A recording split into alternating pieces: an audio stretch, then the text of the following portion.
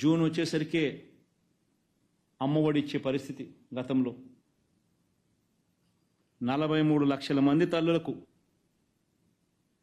26,067 కోట్ల రూపాయలు మన హయాంలో వైఎస్ఆర్సీపీ హయాంలో ఇచ్చారు.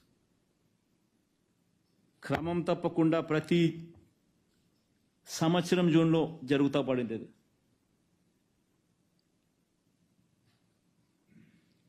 ప్రతి తల్లి అనుకుంటా ఉంది ఈరోజు.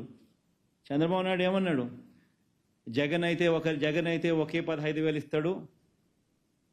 ఆ 15,000లో కూడా తాను ఎస్టీఎఫ్ స్కూల్ మెయింటెనెన్స్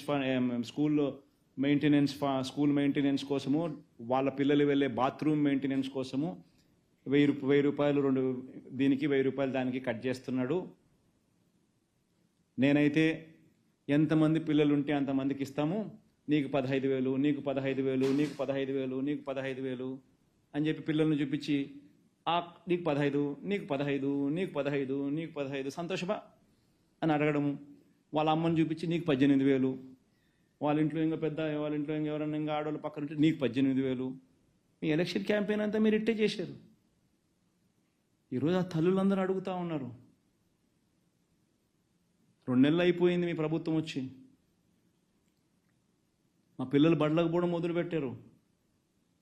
జగన్ ఉండింటే కనీసం మాకు 15,000 అన్నా వచ్చేది. జగన్ లేకపోయేసరికి ఉన్న 15,000 పోయింది, ఇస్తా ఉన్న 15,000 పోయింది. అమ్మఒడి అని పేరు మార్చి దానికి తల్లికి వందనం అని చెప్పి పేరు పెట్టారు. తల్లికి వందనం అని పేరు పెట్టినారు. ఆ తల్లికి శతకోపం పెడతా ఉన్నారు. అని ప్రతి తల్లి ఈరోజు అడుగుతూ ఉంది, ఎంతమంది పిల్లలు ఉంటే అంతమందికి అని చెప్పి ఏకంగా ఎన్నికల మేనిఫెస్టోలో పెట్టి ఈరోజు వెంటనే మళ్ళీ అధికారంలోకి వచ్చిన తర్వాత ఎంతమంది పిల్లలు అని చెప్పి పోయేసి పక్కకు వెళ్ళిపోయే జీవో, ఎంతమంది పిల్లలు అనేది పక్కకు పోయి తల్లులు వచ్చేస్తుంది. అక్కడ కూడా మళ్ళీ మోసం. పోనీ అదన్నా కానీ మళ్ళీ ఇస్తారంటే అది లేదు. 43 లక్షల మంది తల్లులకు ఎదురు చూస్తా. 40 లక్షల మంది రాష్ట్రంలో 43 లక్షల మంది తల్లులకు వైఎస్ఆర్సీపీ ఇస్తే 84 లక్షల మంది పిల్లలకు మేలు జరుగుతూ ఉంది. ఈరోజు ఏముంది మీరు కనుక్కునేదానికి డేటా అంటారు. ఏముందా డేటా? స్కూళ్ళు తెరిచినాయి. స్కూల్లో ఎంతమంది చదువుతూ ఉన్నారో గ్రామ సచివాలయంలో 10 మంది పిల్లలు అక్కడే ఉండరు. ప్రతి 2,000 జనాభాకు గ్రామ సచివాలయం ఉంది. ఎంతమంది స్కూళ్ళల్లో అడ్మిషన్లు పొందినారు, ఎంతమంది స్కూళ్ళలో చదువుతున్నారు అనేది తెలీదా? డేటా ఎన్ని రోజులు డేటా 2 నెలలు అయిపోయింది. ఇంకెన్ని రోజులు డేటా? 43 లక్షల మంది తల్లులు, 84 లక్షల మంది పిల్లలు. ఇది డేటా. 84 లక్షల మంది ఇంటూ 15,000, అది నీ డేటా నువ్వు వేయాల్సింది. తల్లులు ఎదురు చూస్తూ ఉన్నారు, ఇంతవరకు ఇవ్వాల. జగనే ఉంటే ఈ పాటికి వచ్చి ఉండేదని ప్రతి తల్లి మాట్లాడుతూ ఉంది ఈరోజు. ఇప్పటికే ప్రజలంతా కూడా, ఇప్పటికే రైతన్నలందరూ కూడా ఇవాళ ఇప్పటికే మాట్లాడుకుంటా ఉన్నారు, జగనే ఉంటే అని. జగనే ఉంటే ఖరీఫ్ మొదలయ్యే నాటికి జూన్ మాసంలో క్రమం తప్పకుండా రైతు భరోసా డబ్బు జగనే ఉంటే బటన్ నొక్కుండేవాడు, జగనే ఉంటే వచ్చి ఉండేది పాటికని. ఈయనేమన్నాడు? జగన్ ఉంటే మీకు 13,500, నేను 20,000 ఇస్తా అన్నాడు.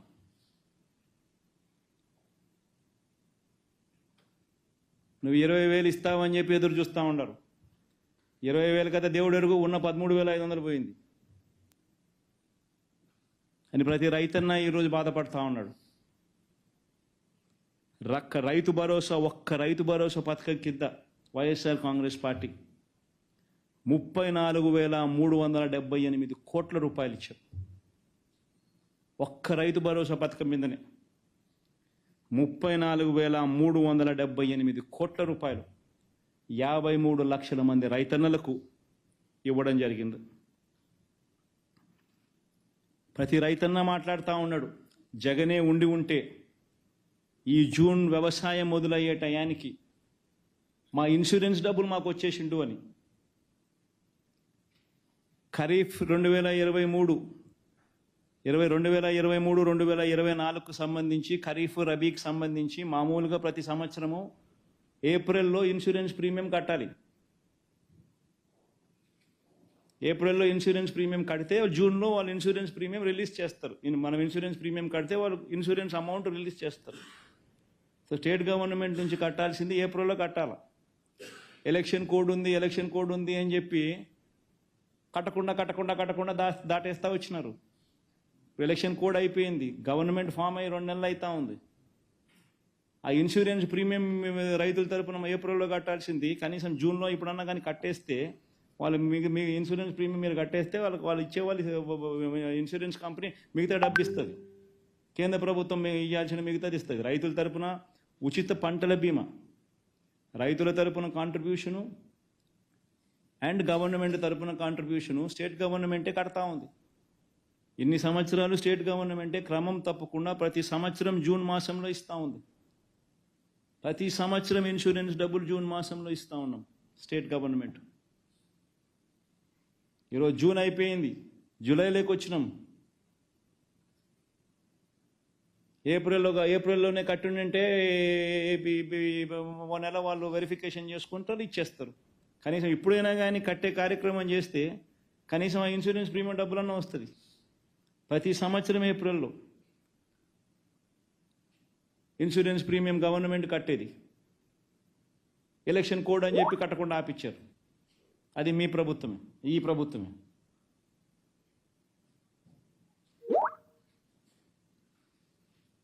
సరే, ఇప్పుడు జగన్ కడతాడు అని అంటే ఎలక్షన్ల ముందు జగన్ కట్టినాడు అని అంటే జగన్కి మంచి పేరు వస్తుందని చెప్పి ఆపిచ్చినారు. సరే, ఆపిచ్చిన తర్వాత మీరన్నా కట్టాలి కదా. మీ ప్రభుత్వం వచ్చింది, మీరు కట్టరు. రైతులకి ఈరోజు ఇన్సూరెన్స్ ప్రీమియం నువ్వు కడితే ఇన్సూరెన్స్ డబ్బులు వస్తాయి ఖరీఫ్కు రబీకి. ఎందుకు కట్టడం లేదు? ప్రతి రైతు ఈరోజు నిలదీస్తూ ఉన్నాడు, అడుగుతూ ఉన్నాడు. రైతుల గురించి పట్టించుకునే నాతుడు లేడు. ప్రతి ఎకరాకు ఇన్సూరెన్స్ చేసినాం. ప్రతి ఎకరా ఆర్బీకే ద్వారా ఈ cropping, geo tagging, insurance premium ఆ రైతు కట్టాల్సిన పని లేకుండా ప్రభుత్వమే ఆటోమేటిక్లీ జియో ట్యాగింగ్ చేసి ఈ క్రాప్ చేసి ఇన్సూరెన్స్ ప్రీమియం కూడా రైతుల తరపున కట్టే కార్యక్రమం. నిశ్చింతగా రైతుకి ఏదైనా నష్టం జరిగితే ఖరీఫ్ కానీ రబీ కానీ వెంటనే కానీ ఇన్సూరెన్స్ జూన్లో ఇచ్చేవాళ్ళం. ఖరీఫ్కి సంబంధించి జూన్, మళ్ళీ నెక్స్ట్ ఖరీఫ్ వచ్చేసరికి 2023 ఖరీఫ్, 2024 ఖరీఫ్ టయానికల్లా 2023 ఖరీఫ్ సొమ్ము రైతు చేతిలోకి వచ్చేది. ఇది ఒక నిరంతర ప్రక్రియగా కొనసాగుతూ ఉండేది. జరగడంలా జగనే ఉంటే ఈరోజు ప్రతి తల్లి అనుకుంటా ఉంది, ప్రతి పిల్లాడు అనుకుంటా ఉన్నాడు. ఇంజనీరింగ్ చదువుతా ఉన్న పిల్లలు, డిగ్రీ చదువుతా ఉన్న పిల్లలు, మెడిసిన్ చదువుతా ఉన్న పిల్లలు, చదువులు చదువుకుంటున్న ఇట్లాంటి పెద్ద చదువులు చదువుకుంటా ఉన్న పిల్లలందరికీ జగనే ఉంటే ఏ క్వార్టర్కు సంబంధించిన ఫీజు రీయింబర్స్మెంట్ ఆ 3 నెలల కాలం అయిపోయిన వెంటనే మళ్ళీ నెక్స్ట్ ఇమీడియట్లీ డబ్బులు వచ్చేటివి.